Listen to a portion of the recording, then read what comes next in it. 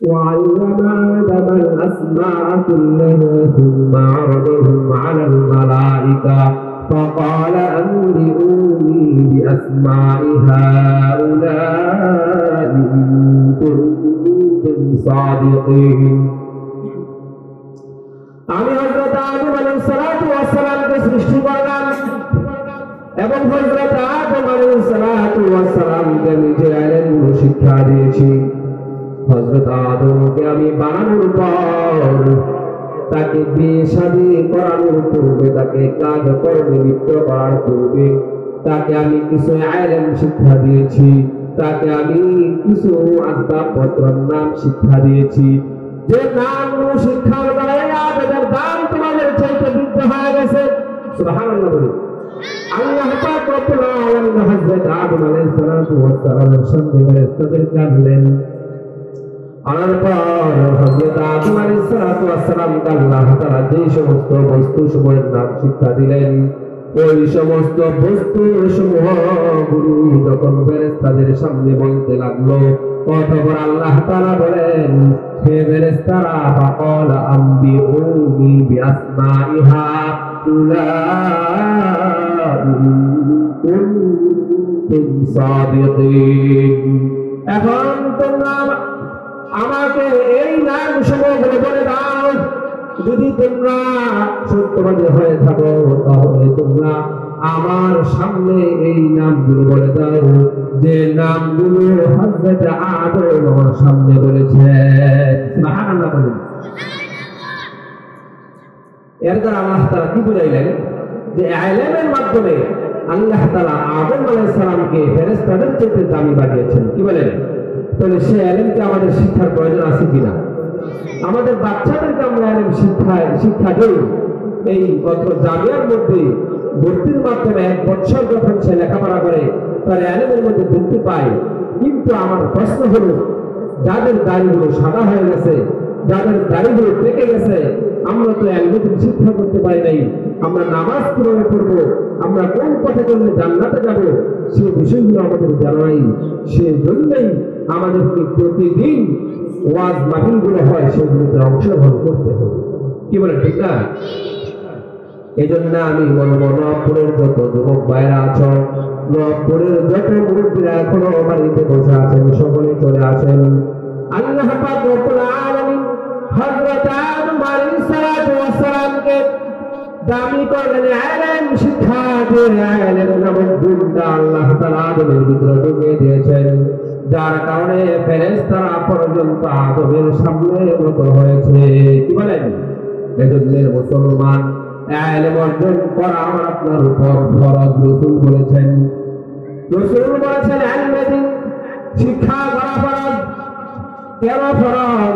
ওরে মুমিন, তুমি নামাজ আদায় করবে, ওই নামাজের মধ্যে কিভাবে তুমি নামাজটা আদায় করবা, নামাজ পড়তে গিয়ে তুমি কোন সূরাটা আগে পড়বা, কোন সূরাটা পরে পড়বা, যদি সেটা তুমি না জানো তখন তুমি নামাজ পড়তে পারবা না। আর যদি তুমি না জেনে নামাজ আদায় করো, তোমার নামাজটা সহি শুদ্ধ হবে না, আর সেই নামাজের মাধ্যমে তুমি জান্নাতের মধ্যে যেতে পারবা না। এই জন্য তোমার নামাজ যেরকম তোমার উপর ফরজ, তোমার নামাজের মাসআলাগুলো জানা তোমার উপর ফরজ। ঠিক না? এই জন্য আমরা যে জায়গায় ওয়াজ মাহফিল হয়, এক এক আলেম আমাদের কি ভিন্ন ভিন্ন কথা বলবেন, ভিন্ন আলেম ভিন্ন ভিন্ন কথা বলবেন। ওই কথা থেকে আমাদের ইলমকে বৃদ্ধি করতে হবে। কোন কথার মাধ্যমে আমার নামাজের প্রতি মনোযোগ হয়, কোন কথার মাধ্যমে আমার আল্লাহ তাআলার দ্বীনের প্রতি মহব্বত বাড়ে, সেটা বলা যায় না। সেজন্য আমরা প্রত্যেকটা ওয়াজ মাহফিলে অংশগ্রহণ করব এবং নিজে উপস্থিত থাকবো ইনশাআল্লাহ, সকলে ইনশাআল্লাহ। এজন্য মুসলমান, রাসূল 1400 বছর আগে আমাদেরকে বলে গেছেন, উম্মতের দল ভালো করে শোনো, তোমাদের মধ্যে এমন একটা সময় আসবে যে সময়টার মধ্যে তোমাদের ঈমানকে পাঠানো তোমাদের অনেক কঠিন হয়ে যাবে। তোমরা যদি ঈমানকে পাঠানো তোমাদের কঠিন হয়ে যায়, উম্মত ভালো করে শোনো, যদি তোমাদের ঈমানটা দুর্বল থাকে, যদি তোমার ঈমানের মধ্যে কমতি থাকে, তখন কিন্তু ঈমানের মাধ্যমে তুমি কিন্তু আল্লাহ তাআলার দ্বীনের দিকে অগ্রসর হতে পারবা না। দুর্বল ঈমানের দ্বারা কিন্তু তুমি আল্লাহ তাআলার নৈকট্য অর্জন করতে পারবা না। তোমার ঈমানটা দুর্বল থাকার কারণে এই দুর্বল ঈমান তোমাকে নামাজের দিকে ডাকবে না। তোমার ঈমানটা দুর্বল থাকার কারণে ওই দুর্বল ঈমান তোমাকে রমাদান মাসে রোজা রাখার জন্য দিবে না। তোমার দুর্বল ঈমান থাকার কারণে তোমার হাজারো কোটি টাকা থাকার পরেও তোমাকে যাকাত তোমাকে দিবে না। তোমার ঈমানটা দুর্বল থাকার কারণে তোমার কাছে ওয়াজ মাহফিল ভালো লাগবে না।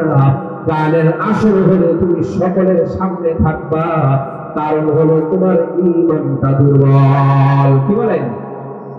এজন্য আমাদের ঈমানকে মজবুত করতে হলে আমাদেরকে ঈমানের আলোচনা শুনতে হবে, আমাদের ঈমানকে মজবুত করতে হলে আমাদের ইসলামের বয়ান শুনতে হবে, আমাদের ঈমানকে মজবুত করতে হলে তাফসীর মাহফিলের মধ্যে আমাদেরকে উপস্থিত থাকতে হবে। এজন্য আমি এখনো বলবো, যারা রাস্তাঘাটে ঘোরাফেরা করতেছেন সকলেই চলে আসেন। এজন্য সম্মানিত হাজির, দুর্বল ঈমানের মাধ্যমে যেরকম আমি আল্লাহ তাআলার নৈকট্য অর্জন করতে পারবো না, বরং দুর্বল ঈমান আমাকে জাহান্নামের দিকে ঠেলে নিয়ে যাবে। কি বলেন? এজন্যই তো আজকে ওয়াজ মাহফিলগুলোর মধ্যে মানুষ কম হয়, আর আমাদের মেলা ওয়াজ উপলক্ষে মেলা হয়, ওই মেলার মধ্যে মানুষ বেশি থাকে। কিসের কারণে? ঈমান দুর্বল থাকার কারণে। ঈমান দুর্বল থাকার কারণে আমাদের ভিতরে এই অনুপ্রেরণা আসে যে বক্তার কণ্ঠ সুন্দর হলে আমি বয়ানে যাব, বক্তা হাসি তামাশা করতে পারলে আমি বয়ানে যাব, অন্যথায় বয়ানে যাব না। এটা হলো ঈমান দুর্বলের কারণ। কি বলেন?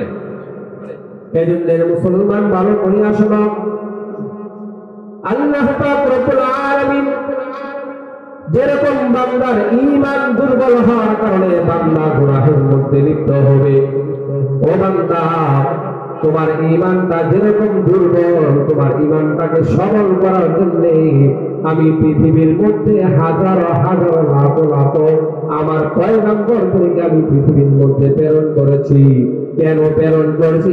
একমাত্র আমার বান্দাদের ঈমানকে মজবুত করার জন্য। ঠিক না? মুসলমান,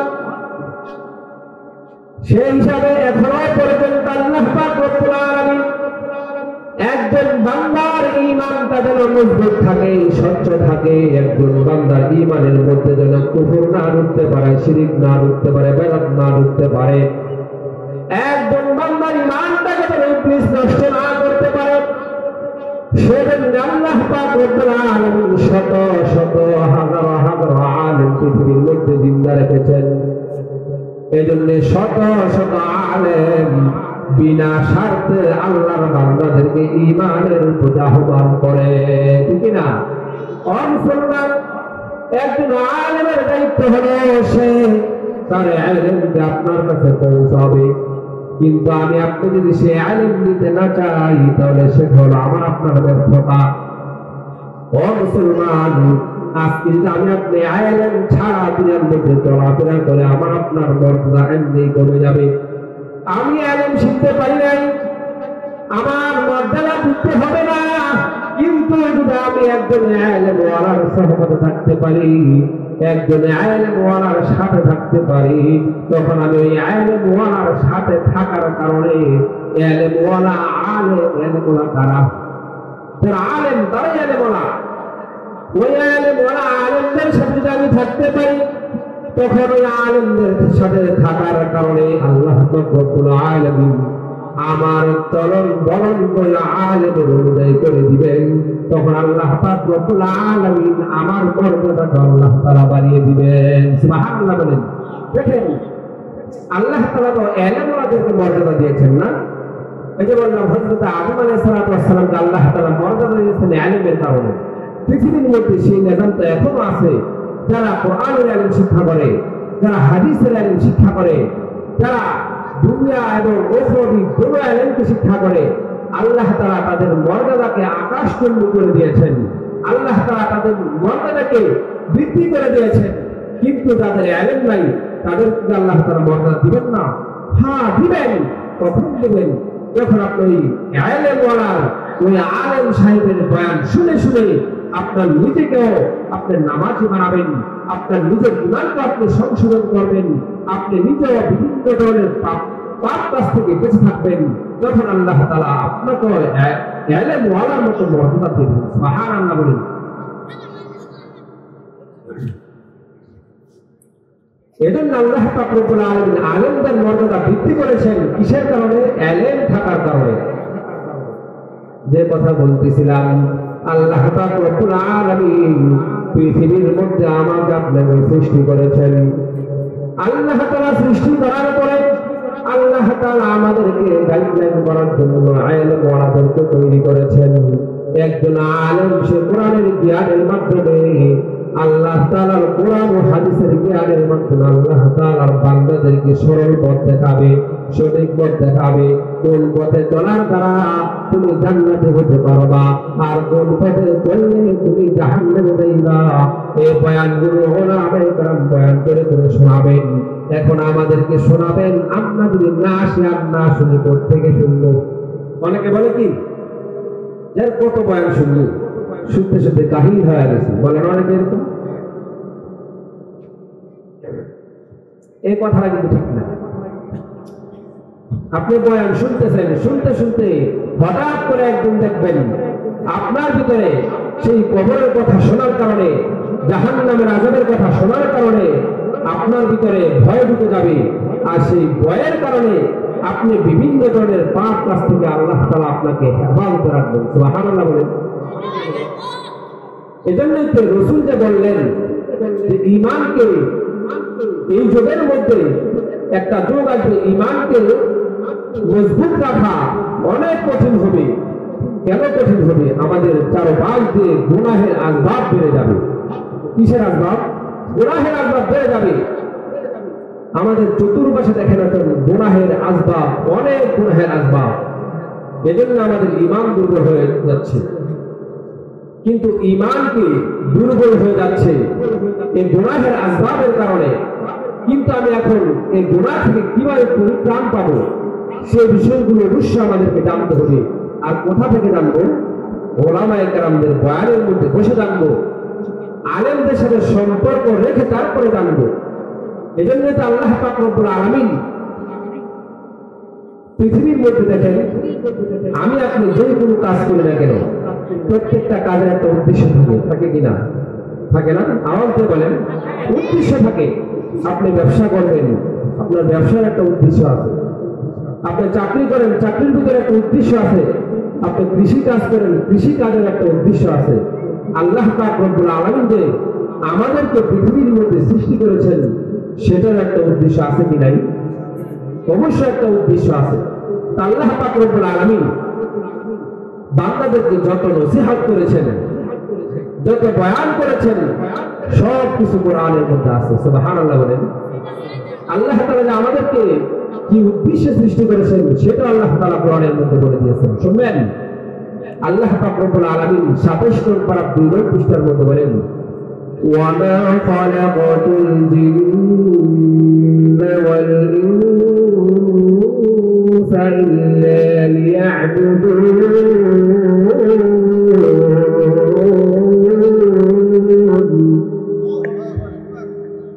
আল্লাহ পাক রব্বুল আলামিন বান্দাদেরকে পৃথিবীর মধ্যে কোন উদ্দেশ্যে সৃষ্টি করেছেন সেটা কোরআনের মধ্যে আল্লাহ তাআলা বলে দিয়েছেন। ইমান ভালো করে মনোযোগের সাথে শোনো। আজকে দেখা যায় আমার আপনার যে কোনো একটা কাজের মধ্যে উদ্দেশ্য থাকে। আল্লাহ পাক রব্বুল আলামিন আমাকে আপনাকে পৃথিবীর মধ্যে সৃষ্টি করার একটা উদ্দেশ্য আছে। আর সেই উদ্দেশ্যটা হলো বান্দা 24 ঘন্টা আল্লাহ তাআলার ইবাদতের মধ্যে মশগুল থাকবে। সুবহানাল্লাহ বলেন।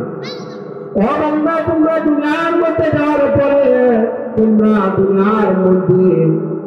পরে তোমরা তোমাদের অন্তরের মধ্যে কত ধরনের বাসনা থাকে। তোমরা ছোট কাজ করো, চাই বড় কাজ করো, যে কোনো কাজ করো না কেন, ওই প্রত্যেকটা কাজের ভিতরে তোমার একটা উদ্দেশ্য থাকে। তুমি ব্যবসা করবা, ব্যবসা করার দ্বারা তুমি অনেক টাকার মালিক হইবা। অনেক টাকার মালিক হওয়ার দ্বারা তুমি দুনিয়ার মধ্যে মানুষ থেকে সম্মান অর্জন করবা। তোমার দৈনন্দিন প্রয়োজনগুলোকে তুমি সারবা। ও বান্দা, এটা থাকে তোমার উদ্দেশ্য।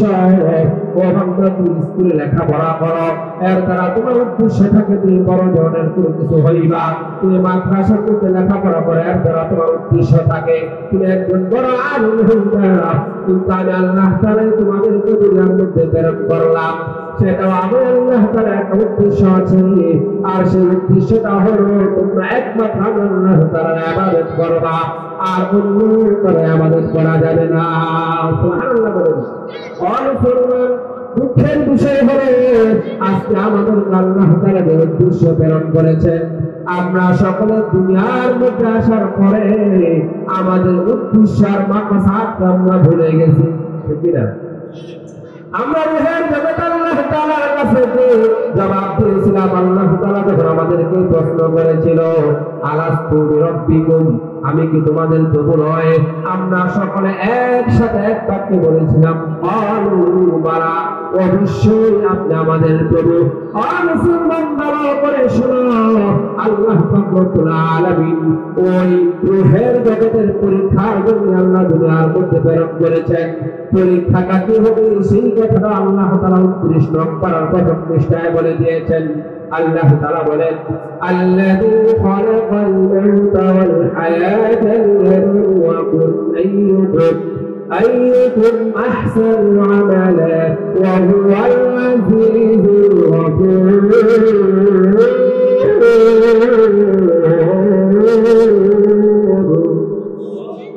আল্লাহ পাক রব্বুল আলামিন সেই উদ্দেশ্যটা বলতেছেন, ও বান্দা, তোমাদেরকে আমি রূহের জগতে যে প্রশ্ন করেছিলাম, ওই প্রশ্নের জন্য সকলে বলেছিলাম আমি তোমাদের প্রভু। ও বান্দারা, যাও তোমরা দুনিয়ার মধ্যে যাও, দুনিয়ার মধ্যে গিয়ে আমার সেই প্রশ্নের উত্তরটা দিয়ে আসো। তোমাদেরকে আমি পরীক্ষা করার জন্য দুনিয়ার মধ্যে প্রেরণ করেছি। আর সেই পরীক্ষাটা কি? সেই পরীক্ষাটা হলো আইয়ুকুম আহসানু আমালা, তোমরা কে সুন্দর সুন্দর আমল করো। সুবহানাল্লাহ বলেন। কি আমলের পরীক্ষা? সুন্দর আমলের পরীক্ষা। কি আমল?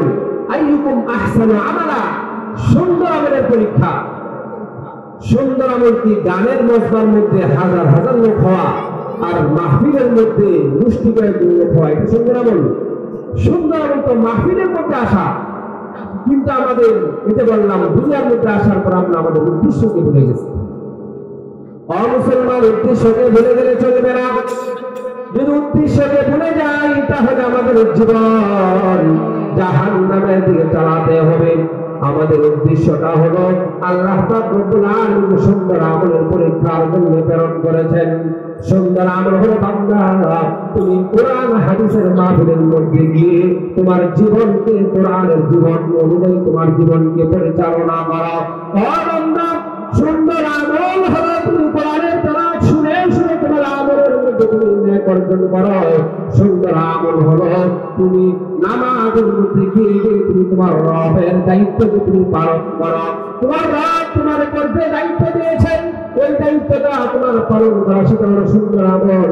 রমাদান মাসে রোজা রাখা, সেটা হলো সুন্দর আমল। দান সদকা করা, সেটা হলো সুন্দর আমল।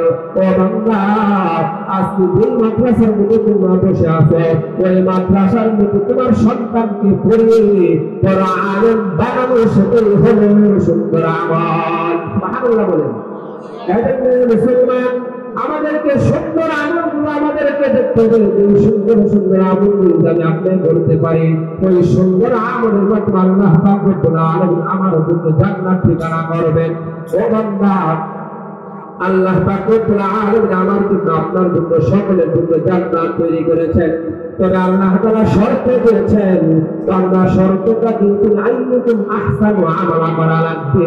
তুমি সুন্দর আমল যখন করতে পারবা, তোমার জীবনটাকে যখন তুমি সুন্দর সুন্দর আমলের মাধ্যমে তুমি গঠন করতে পারবা, ওই সুন্দর আমল গঠন করার পরেই আমি তোমাকে ঘোষিত জান্নাত তোমাকে মালিক বানিয়ে দিব।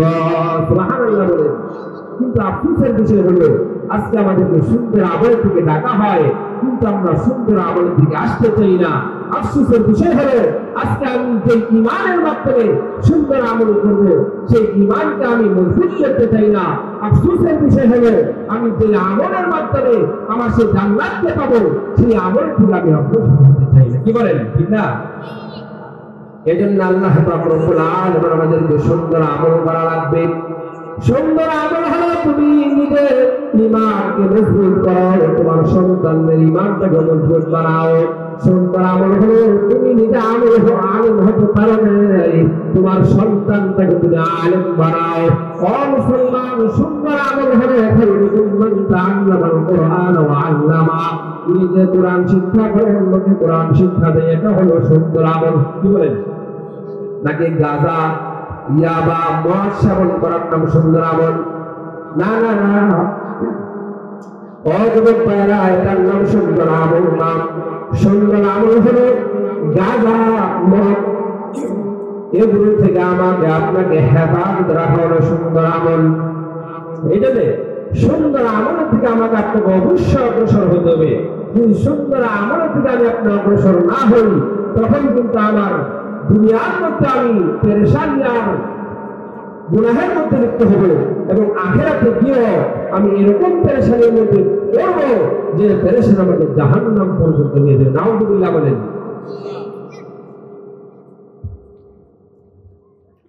এজন্য সুন্দর আমল করতে রাজি আছি তো ইনশাআল্লাহ সকলে? আল্লাহ পাক রব্বুল আলামিন আরো সুন্দর কথা বলেন, ওরে বান্দা তুমি যখন আমল করতে করতে তোমার আমলের মধ্যে কয়েকটা ভুল হয়ে যাবে, ভুল হয় না? ভুল অবশ্যই হবে। আল্লাহ পাক রব্বুল আলামিন কত দয়ার মালিক, আল্লাহ পাক রব্বুল আলামিন বান্দাকে কত ভালোবাসেন।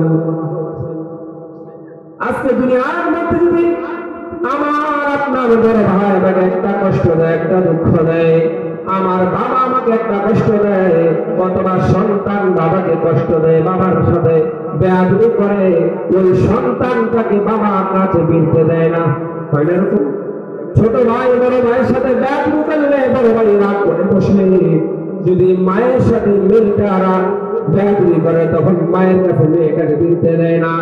আমি আপনি দুনিয়ার মধ্যে একটা দুইটা অন্যায় করার দ্বারাও আমি আপনি আমার বাবার কাছে বলতে পারি না, আমার সম্মানিত লোকের কাছে যাইতে পারি না, একটা দুইটা তিনটা অন্যায় করার কারণে। কিন্তু আল্লাহ পাক রব্বুল আলামিন আমাদেরকে যে সুন্দর আমলের কথা বলেছেন, দুনিয়ার মধ্যে সুন্দর সুন্দর আমলের পরীক্ষা করবেন এই কথাই বলেছেন।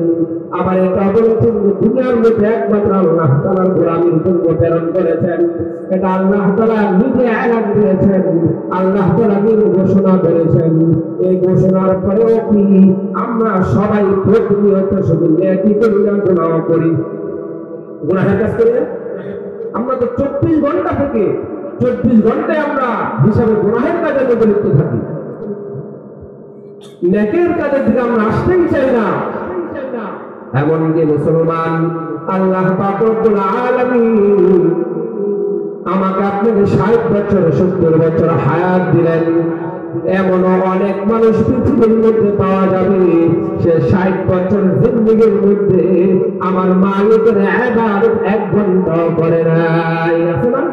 শুধু আল্লাহ তাআলার নাফরমানির মধ্যে লিপ্ত। তারপরও কিন্তু আল্লাহ পাক রব্বুল আলামিন ওই বান্দাটাকে তৎক্ষণিক আল্লাহ তাআলা সাজা দেয় নাই। আল্লাহ পাক রব্বুল আলামিন ওই বান্দাটার জন্য কোরআনের মধ্যে বয়ান করেছেন যে এই বান্দাটা এত সুযোগ দেওয়ার পরেও সে দিনের কথা শোনা, তার ঈমানকে মজবুত করে না, ওই বান্দাটাকে আল্লাহ পাক রব্বুল আলামিন সুন্দর বয়ান দিয়েছেন। ওই বয়ানটা হলো আল্লাহ পাক রব্বুল আলামিন বান্দাকে নৈরাশ করে না। ওরে বান্দা, আমি তোমাদেরকে সুন্দর আমলে দাওয়াত দিলাম, তোমরা যারা সুন্দর সুন্দর আমলগুলো করো না, তোমাদের হায়াত শেষ হয়ে যাচ্ছে। তোমরা এখন বয়ান শোনার পর, ওয়াজ শোনার পরে, তোমাদের কোরআন হাদিসের বয়ান অন্তরের মধ্যে ঢোকার পরে তোমাদের অন্তরটা কিছুটা ঈমানের দিকে অগ্রসর হচ্ছে। ওই সমস্ত বান্দার জন্য আল্লাহ পাক রব্বুল আলামিন নিজে বয়ান করতেছেন। সুবহানাল্লাহ বলেন।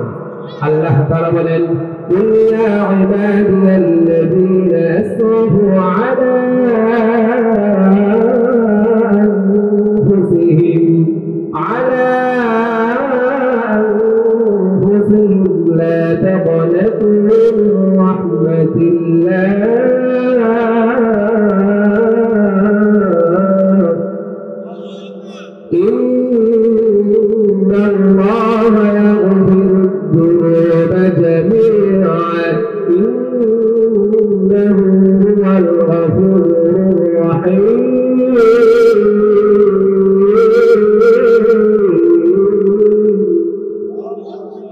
আল্লাহ পাক রব্বুল আলামিন ওই বান্দাদেরকে উৎসাহ করতেছেন যেই বান্দাদেরকে আল্লাহ পাক রব্বুল আলামিন সুন্দর আমলের পরীক্ষার জন্য দুনিয়ার মধ্যে প্রেরণ করেছেন। আল্লাহ তাআলা ওই বান্দাদেরকে বলতেছেন, বান্দা ভালো করে শোনো, তোমাদেরকে সুন্দর আমলের জন্য পাঠাইলাম, কিন্তু তোমরা সুন্দর আমলের দিকে না গিয়ে তোমরা ইবলিসের ধোঁকার মধ্যে পড়ে তোমরা অসুন্দর আমলের মধ্যে লিপ্ত হইলা। তোমাদেরকে আমি পাঠাইলাম সুন্দর আমল নামাজ পড়ার জন্য, সুন্দর আমল টাকা হলে যাকাত দেওয়ার জন্য, সুন্দর আমল সন্তানকে দিনী শিক্ষা দেওয়ার জন্য, সুন্দর আমল মানুষের সাথে সুন্দর ব্যবহার করার জন্য, সুন্দর আমল প্রতিবেশীর হক আদায় করার জন্য, সুন্দর আমল স্বামী স্ত্রীর হক আদায় করা, সুন্দর আমল স্ত্রী স্বামীর হক আদায় করা। ও বান্দা, তোমরা একটা অসুন্দর আমল করো না, শুধু তোমরা অসুন্দর আমল আর অসুন্দর আমল গুলো একজন স্বামী তার স্ত্রীর হক আদায় করতে চায় না, একজন স্ত্রী তার স্বামীর হক আদায় করতে চায় না। অসুন্দর আমল হলে একজন যুবক সে তার শরীরের শক্তির মাধ্যমে আল্লাহ তাআলার ইবাদত করবে, কিন্তু সে আল্লাহ তাআলার ইবাদত না করে তার শরীরকে আমি শক্তি দিলাম পরীক্ষা করার জন্য সে কি আমল করে, সে তার ওই শক্তির মাধ্যমে সে সমাজের মধ্যে বিশৃঙ্খলা সৃষ্টি করে, সে তার শক্তির পাওয়ারের কারণে অন্য মানুষের উপর জুলুম করে বসে, তার প্রতিবেশীর হককে নষ্ট করে, সে তার মুক্তিদের সাথে বেয়াদবি করে। ওই অসুন্দর আমলগুলো করার কারণে আল্লাহ তাআলা ওইসব বান্দাদেরকে আল্লাহ তাআলা বিনাশ করে নাই। আল্লাহ তাআলা ওই সমস্ত বান্দাদের জন্য আল্লাহ তাআলা বলে, ওরে বান্দা, তোমার 60 বছর 70 বছর হায়াতের মধ্যে তুমি শুধু আল্লাহ তাআলার নাফরমানি আর বেঈমানির মধ্যে তুমি কাটাইলা। ওরে বান্দা, আজকে তুমি আর জামিয়াতুল ইসলামিয়া দারুল উম্মাতুল মাদ্রাসার বয়ান শোনার পরে তোমার অন্তরের মধ্যে কিছুটা আল্লাহ তাআলার ভয় ঢুকেছে।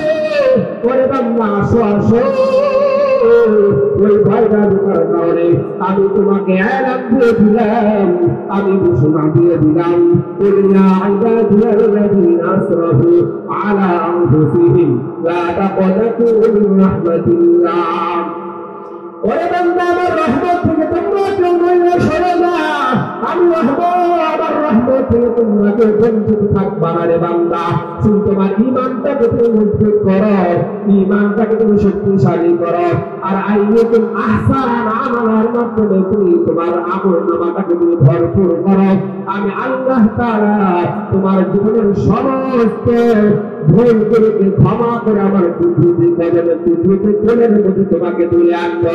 সুবহানাল্লাহ বলে তারপর আল্লাহ তাআলা আমাদেরকে এত বয়ান করার পরেও, এত সুন্দর সুন্দর বাণী শোনানোর পরেও আমরা কত বড় নাফরমান হইলাম, যে আল্লাহ তাআলার সাথে নাফরমান প্রতিনিয়ত হচ্ছে, প্রতিনিয়ত করতেছি, কিন্তু আমি একটু দুঃখ প্রকাশ করি না যে যেই মালিক আমাকে আসমানের নিচে জমিনের উপরে শত শত হাজার হাজার নিয়ামত দ্বারা আল্লাহ তাআলা আমাকে লালন পালন করতেছে, তারপর আমি আল্লাহ তাআলার বিধান অনুযায়ী, আল্লাহ রাসূলের সুন্নাহ অনুযায়ী আমার জীবনকে আমি পরিচালনা করি না, তারপর আমি আবার মানুষের সাথে বলে বেড়াই আমি একজন মুমিন, আমি একজন মুসলমান, আমি একজন ইমানদার।